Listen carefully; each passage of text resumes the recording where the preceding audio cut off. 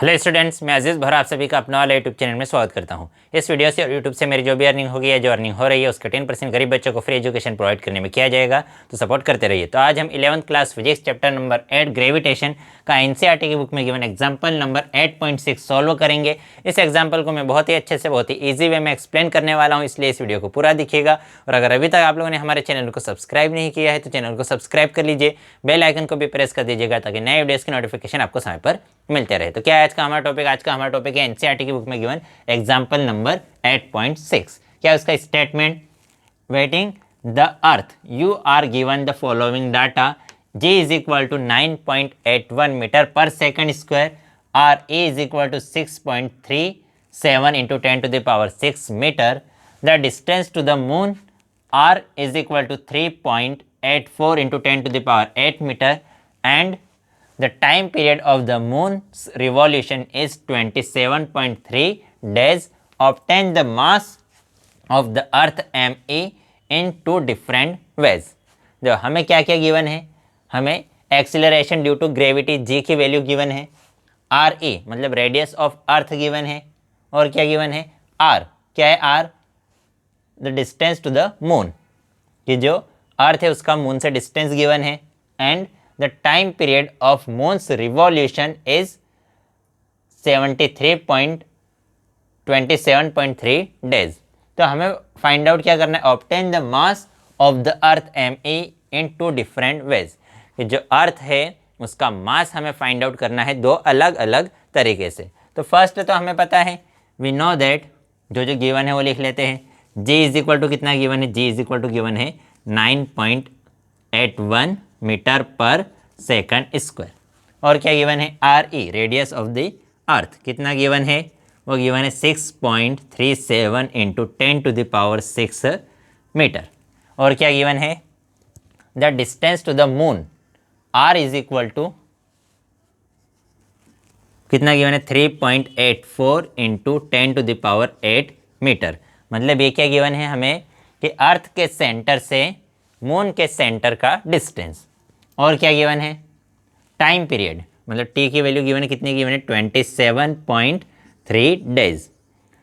तो ये वैल्यू ऐसा यूनिट में है, ये दोनों वैल्यू भी एसआई यूनिट में है, लेकिन ये वैल्यू एसआई यूनिट में है क्या? नहीं है। तो इसको पहले हम कन्वर्ट करेंगे एसआई यूनिट में। तो 27.3 डेज, डे को कन्वर्ट करेंगे पहले आवर में। तो डे को अगर हमें आवर में कन्वर्ट करना है तो इसमें 24 से क्या करना पड़ेगा? मल्टीप्लाई। तो ये किस में कन्वर्ट हो जाएगा? आवर में, क्योंकि वन डे में कितने आवर होते हैं? 24 आवर। तो डे की स्पेस पर हमने क्या लिख दिया? 24 आवर। अब इस आवर को हम कन्वर्ट करेंगे मिनट में। तो आवर किसके इक्वल होता है? 60 मिनट्स के इक्वल होता है। तो आवर की स्पेस पर हम क्या लिख देंगे? 60 मिनट्स। अब मिनट को किस में कन्वर्ट करेंगे? सेकंड में।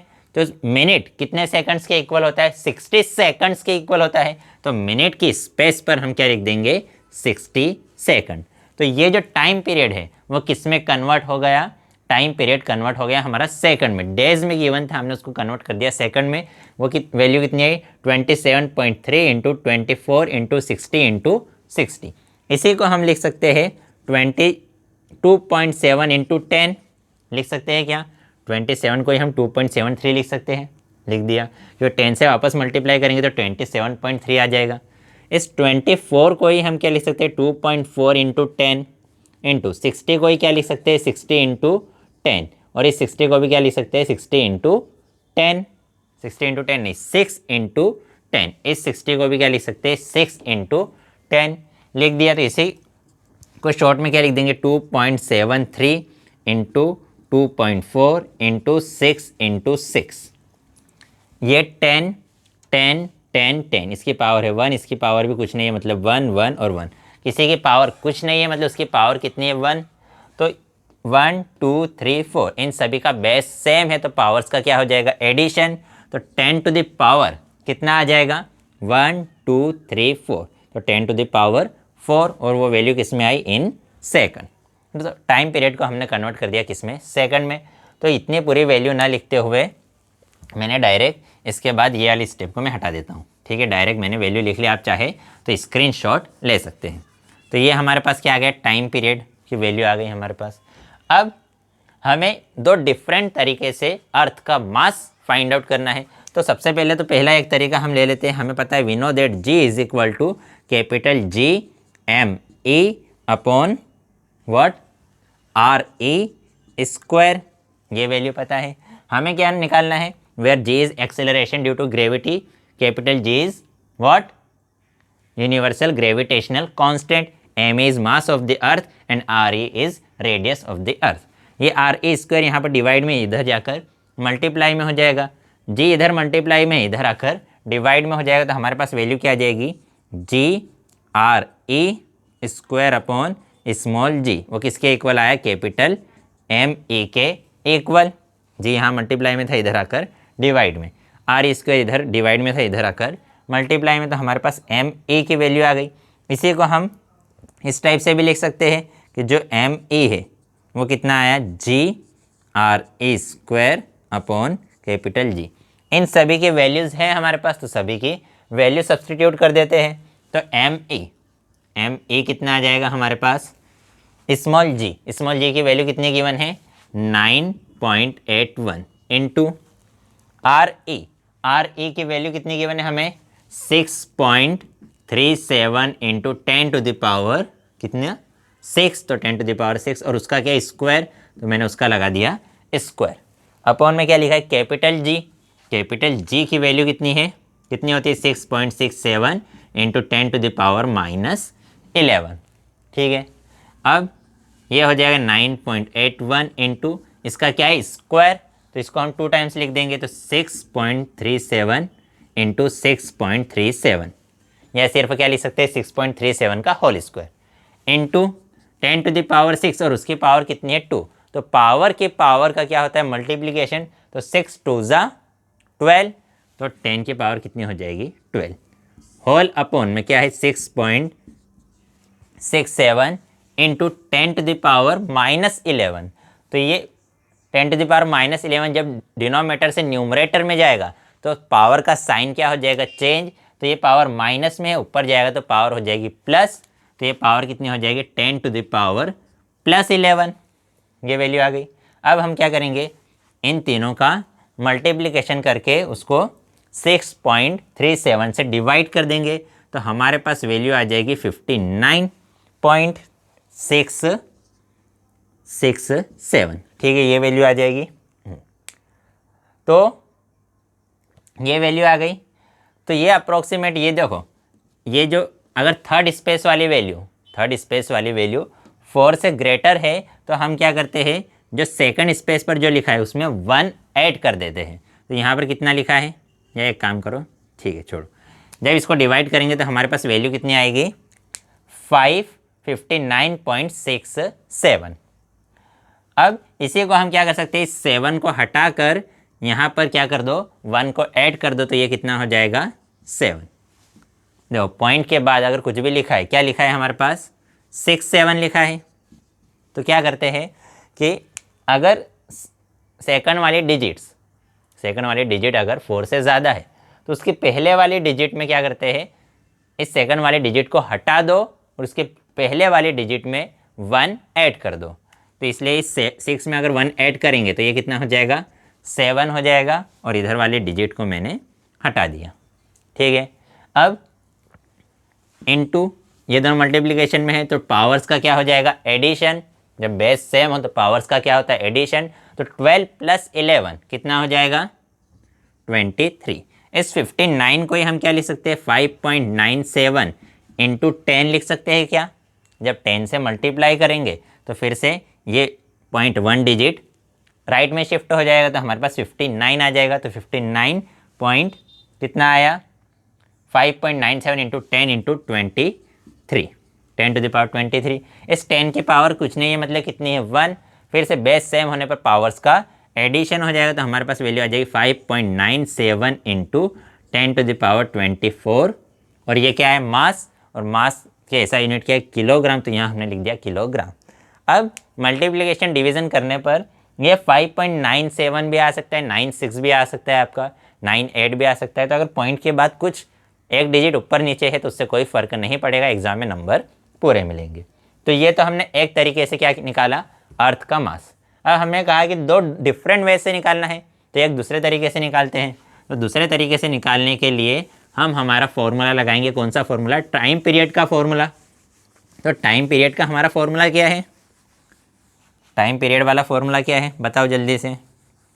तो जो टाइम पीरियड वाला फॉर्मूला है वो क्या कहता है? वो कहता है कि टी स्क्वायर, या दूसरा टाइप से हम कर रहे हैं, T square is equal to क्या होता है? 4 pi square R cube upon G M ई।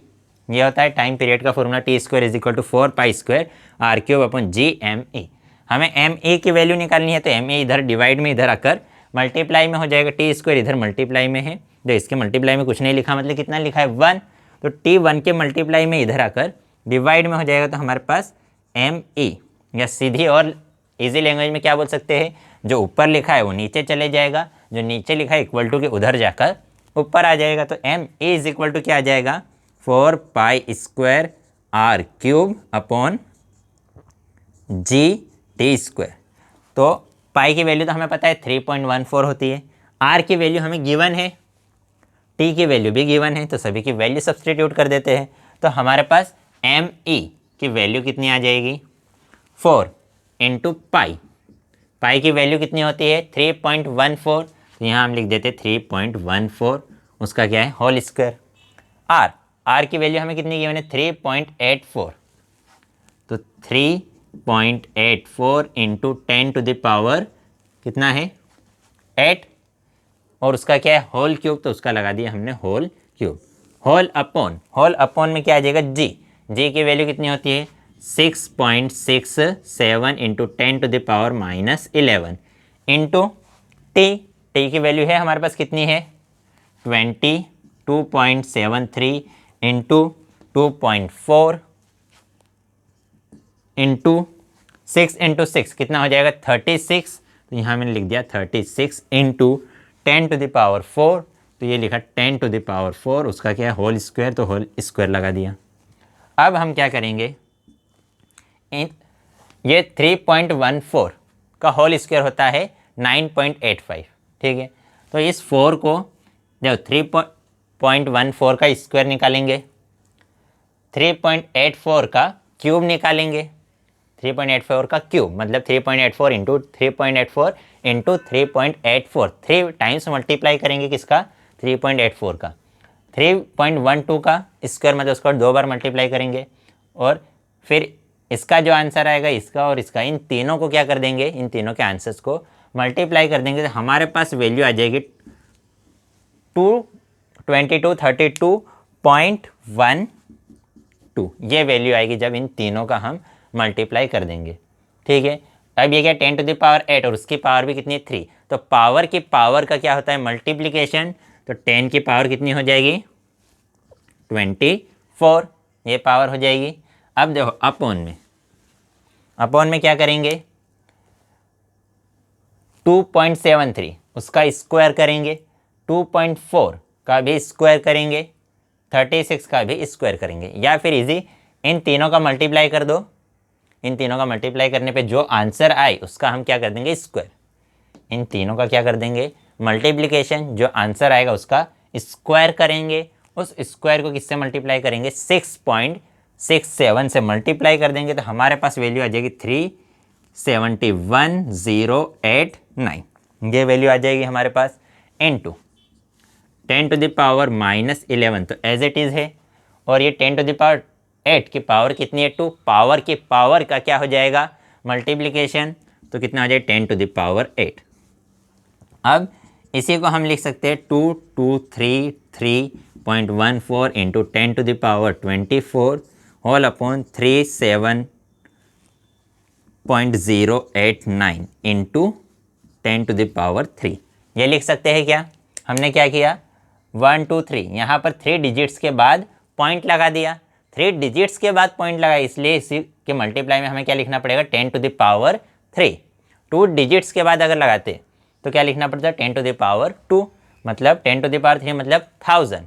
अगर 1000 से इसमें मल्टीप्लाई करेंगे तो ये पॉइंट फिर से 3 डिजिट पीछे चले जाएगा, तो हमारे पास ये वैल्यू आ जाएगी। यहाँ पर क्या है? 10 टू द पावर -11 इंटू 10⁸ अब देखो यहाँ पर क्या होगा, इसकी पावर, इसकी पावर, इसकी पावर, तीनों के बेस सेम है तो पावर्स का एडिशन। तो 8 + 3 कितना हो जाएगा, 8 + 3 कितना हो जाएगा, 8 + 3 11, 11 में से -11 जाएगा तो 10⁻ कितनी बचेगी, 0। 8 + 3 11, 11 और ये -11, तो 11 - 11 कितना हो जाएगा, 0। और किसी भी वैल्यू की पावर अगर कितनी हो, 0, तो किसके इक्वल होता है, 1 के इक्वल। किसी भी वैल्यू की पावर अगर 0 है तो किसके इक्वल रहेगा, 1 के इक्वल। तो ये पूरी टर्म तो किसके इक्वल आ गई, 1 के इक्वल। तो अब हमारे पास क्या बचा, हमारे पास बचा 2233।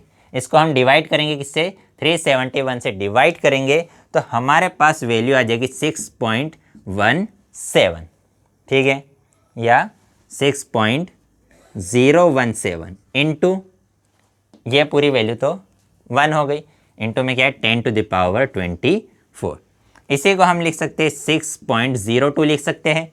मैंने बताया था कि जब भी वैल्यू क्या हो, थर्ड डिजिट में या किसी भी डिजिट में 4 से ज़्यादा हो तो उस वाली वैल्यू को हम इरेज करके उसके पहले वाली वैल्यू में 1 ऐड कर देते हैं। तो इस 1 में 1 ऐड करा तो कितना हो गया, 2। तो 6.02 इंटू 10⁻24, ये और ये वैल्यू किस में आ गई, किलोग्राम में। ये क्या आ गया, मास ऑफ अर्थ। तो ये हमने दो डिफरेंट वे से मास ऑफ अर्थ निकाला। इसके पहले हमारे पास क्या वैल्यू आई थी, 5.9896 या 97 इंटू 10⁻24 kg आया था, और इस बार मास क्या आया, 6.02 इंटू 10⁻24। तो दो अलग अलग तरीके से निकाला, इसलिए जो आंसर है उसमें अप्रोक्सीमेट 1% से भी कम का चेंज है, थोड़ा सा एरर है। तो इसलिए जब मल्टीप्लिकेशन करते हैं तो उसमें कुछ मल्टीप्लिकेशन डिवीज़न करने में कुछ ऊपर नीचे हो जाता है, और अलग अलग तरीके से किया है, इसलिए इन दोनों, इस वैल्यू ये 6 है और ये क्या है 5.97 है। तो अप्रोक्सीमेट ये दोनों वैल्यू कैसी है, सेम है। तो आज की वीडियो में इतना ही। अगर वीडियो पसंद आई हो तो लाइक कीजिएगा, अपने दोस्तों के साथ भी शेयर ज़रूर कर दीजिएगा। पसंद ना आई हो तो डिसलाइक कर दीजिएगा। नेक्स्ट वीडियो में हम नेक्स्ट टॉपिक पढ़ेंगे। अगर इस वीडियो से रिलेटेड कोई डाउट हो तो डाउट कमेंट में आप मुझसे पूछ सकते हैं, कोई सजेशन हो तो वो भी कमेंट कर सकते हैं। बाय।